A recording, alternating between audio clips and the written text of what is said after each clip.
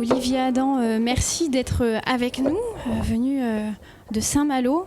Nous allons discuter ensemble principalement de votre dernier livre publié, Le Cœur régulier, qui est paru aux éditions de l'Olivier en 2010. Et à partir de là, nous allons évoquer plusieurs autres textes, notamment Des vents contraires, que certains ont pu voir au cinéma en décembre. Alors, vos deux derniers romans, contrairement aux précédents, se passent au Japon. Comment ça se fait, Olivier Adam ? Ça faisait quelques années que je vivais en Bretagne. Le lien que j'avais avec ces paysages de bord de mer, il m'a semblé qu'il me fallait l'interroger. Et j'ai écrit Des vents contraires, qui se passent dans le périmètre de la Côte d'Émeraude où je vis aujourd'hui. Et qui, interrogeant mon lien à ces lieux-là, finalement, a aussi dressé le portrait de cet endroit-là, avec ses habitants, avec les histoires qu'il traverse, avec le type d'habitants, avec le type de problèmes qui s'y jouent, etc., etc.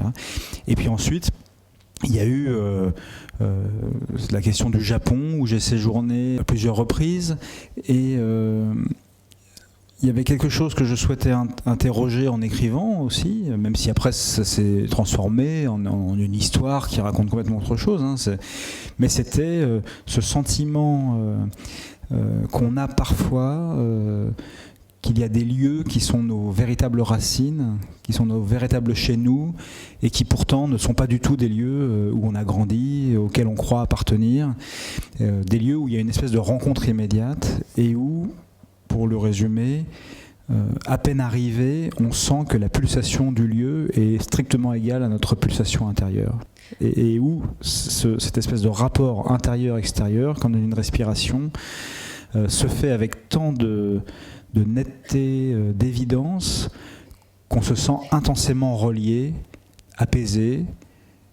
Et au fond, que moi, ce que je garde comme souvenir de tous les temps que j'ai passés à Kyoto, c'est ce sentiment du cœur régulier. Voilà. De sentir mon cœur battre à un rythme régulier, apaisé. Lent, apaisé. Voilà. Et c'est parti de là, et du coup, le cœur régulier. Voilà.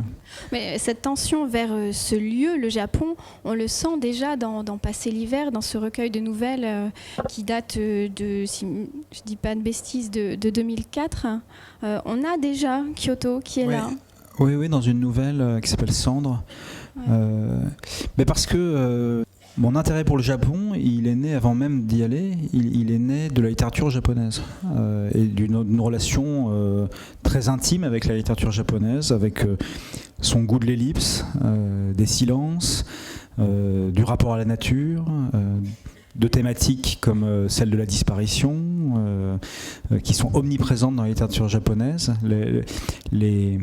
On va appeler ça les fantômes pour aller vite, mais quand je dis les fantômes, ce sont aussi nos disparus. Enfin, comment on vit avec nos disparus au quotidien. Et donc, en fait, pour qui a lu quelques-uns de mes livres, la connexion, elle est, on m'a beaucoup rangé du côté de la littérature américaine, par la manière, mais par le fond, et par certaines autres connexions. Je suis extrêmement nourri de littérature japonaise et de cinéma japonais.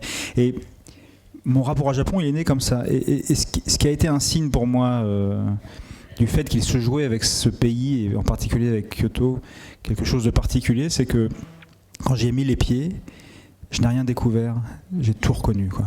J'ai eu vraiment le sentiment d'être immédiatement, de passer dans des lieux comme si j'étais déjà allé. Voilà. Et ça participe de ce sentiment de très grande familiarité. C'est qu'en permanence, je n'avais pas l'impression d'y aller pour découvrir, mais pour vérifier.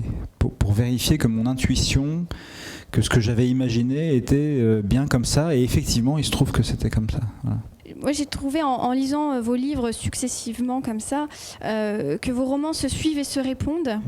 Et par exemple, Sarah, qui est la narratrice dans Le Cœur régulier, en fait, porte le même nom que l'absente dans Des vents contraires. Des vents contraires où c'est en quelques mots l'histoire d'un homme, Paul, qui suite à la disparition soudaine et mystérieuse de sa femme, va en Bretagne.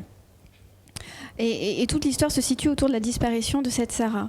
Et dans Le Cœur régulier, votre livre, ensuite, Sarah se trouve être celle qui a la parole et qui part au Japon sur les traces de son frère. qui est mort dans un accident de voiture. Il y a un peu deux types de personnages, hein. Il y a les femmes et les hommes, c'est assez basique. Ah bon, vous avez une distinction de genre. Bah oui, parce que je me rends compte finalement que c'est 1 sur 2 et que Sarah et Marie et certaines narratrices de Passer l'hiver se ressemblent quand même comme 2 gouttes d'eau, enfin qu'elles ont vraiment des traits très communs. Et que le Paul des Vents Contraires, le Olivier des Falaises et le Paul du prochain bouquin, 2 Pauls, ouais, mais ils changent de nom de famille quand même. Et ils se ressemblent pas mal. Et en fait, les femmes se barrent. Et les hommes essayent de rester. Alors c'est marrant parce que je pensais à un truc, je pensais à ça et je me disais tiens c'est marrant, j'ai toujours aimé... enfin, je me souviens que j'ai été très marqué adolescent par les entretiens de Jacques Brel et il disait toujours le contraire exact, c'est-à-dire en fait j'ai pris le contre-pied sans me rendre compte. Il disait que le problème dans la relation de couple en fait c'était que les femmes étaient profondément sédentaires et les hommes profondément nomades. Il était assez misogyne. C'est pas ce qui se passe dans vos romans, voilà. Non mais il était un peu misogyne et macho Brel. Donc voilà, les hommes il leur fallait des grands horizons et les femmes à la cuisine quoi. En gros c'est bon. Mais bon c'est pas pour ça qu'il m'avait marqué, c'était pour des tas d'autres choses qu'il racontait et puis voilà et voilà je me rends compte que je fais le contraire et puis il y a cette manière de faire une espèce de ronde quoi, c'est-à-dire que dans le Cœur régulier par exemple je me suis rendu compte que c'était le frère et la sœur de Pois léger 10 ans après, mais je m'en suis rendu compte après. C'est exactement les mêmes quoi. C'est le frère ingérable, borderline, ça aurait pu inflammable. Être le frère et la sœur de Je vais bien, ne t'en fais pas aussi. Mais qui était aussi ça. Ouais. Et la sœur un peu posée, responsable, soi-disant en tout cas. Et puis effectivement, dans L'abri de rien. Pendant que Marie se lance corps et âme dans l'aide aux migrants, il y a un personnage derrière que moi j'aimais pas du tout, qui était ce père qui en gros disait qu'est-ce que t'as à t'occuper des autres, t'as une famille à t'occuper, tout ça, et mes chemises qui va les repasser, tout ça. Bon, le mec assez détestable et assez bizarrement. D'ailleurs, quand j'étais venu au Printemps du Livre en parler, il y a beaucoup de gens qui étaient venus me dire qu'ils aimaient beaucoup ce personnage. Tout ça. Le père ? Ouais, j'étais très étonné de ça. Et donc, c'est vrai que dans Les Vents Contraires, du coup, ce mec, cet homme qui restait seul avec ses 2 enfants, j'ai eu envie de lui donner la parole, mais dans un autre contexte. Et en faisant un personnage, en tout cas, qui correspondait plus à ce que moi, je pensais être un type pas trop mal quoi, voilà. D'ailleurs ce rapport de la douleur par rapport à l'enfant, la responsabilité qu'on peut avoir par rapport à un enfant quand on n'est pas bien, elle est récurrente aussi dans vos romans. Les Vents Contraires, je l'ai écrit parce que j'avais remarqué que la question de la relation d'un père à ses enfants était très étrangement absente. C'est-à-dire que quand un homme se pose la question de la paternité dans un roman français, c'est des atermoiements de 200 pages sur dois-je être père ou non, que vais-je y perdre de ma liberté, machin. C'est sûrement des interrogations absolument passionnantes. Le lieu commun, la vie commune, moi c'est ça qui m'intéresse. Et c'est comment être ensemble.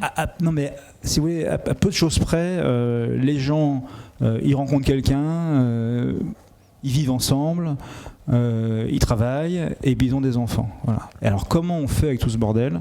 Ça m'intéresse. La littérature, si elle doit dire la vérité de nos vies, elle doit s'attacher à son lieu commun, donc sa réalité sociologique majoritaire. C'est pour ça que je continue à naviguer entre les classes populaires et les cadres moyens, mais parce que, et pas plus que ça, ni moins que ça, parce que c'est là que les gens vivent. Les zones suburbaines et tout ça, parce que c'est là que beaucoup de gens vivent. Et le cadre familial, moi je considère que la famille peut être aussi bien le lieu le plus toxique qui soit que le lieu de refuge le plus chaleureux et salvateur qui soit.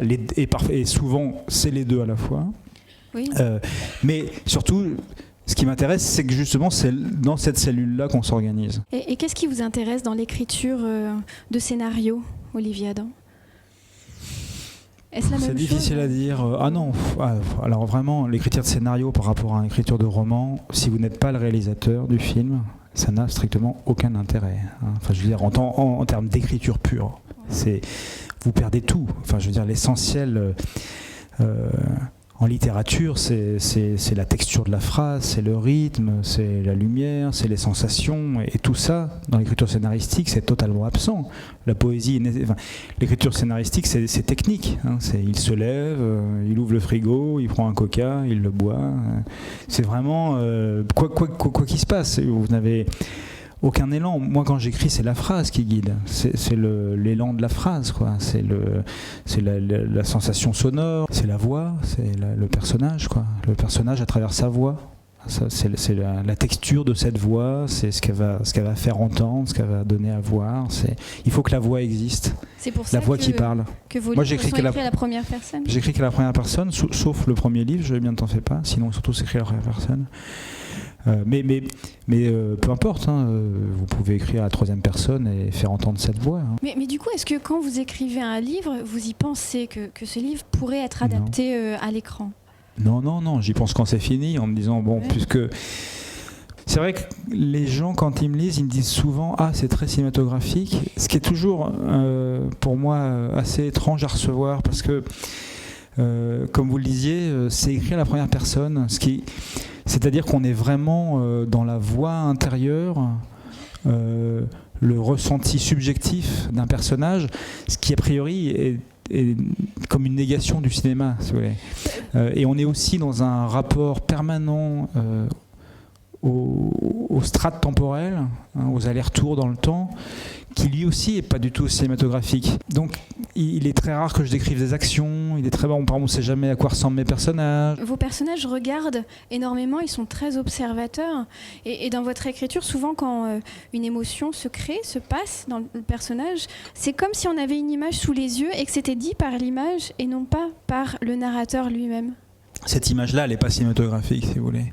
C'est-à-dire que, elle pourrait être photographique en tout cas. Par exemple, pour ceux qui ont lu Les Vents contraires et qui ont vu Les Vents contraires, le rapport à la nature, pour revenir à ça, entre le film et le livre, ça n'a rien à voir. C'est-à-dire que, et en même temps, peut-être que tant mieux. C'est-à-dire que s'il avait fallu adapter vraiment le livre tel qu'il se présente, ça voulait dire qu'il fallait faire des plans de 3 heures sur le ciel, des plans de 4 heures sur les zoyas qui bougent dans les dunes. Moi, personnellement, comme je suis un grand amateur de cinéma asiatique, j'aurais trouvé ça fabuleux. Mais je pense que beaucoup de gens seraient encore plus emmerdés qu'ils se sont emmerdés en regardant le film, quoi.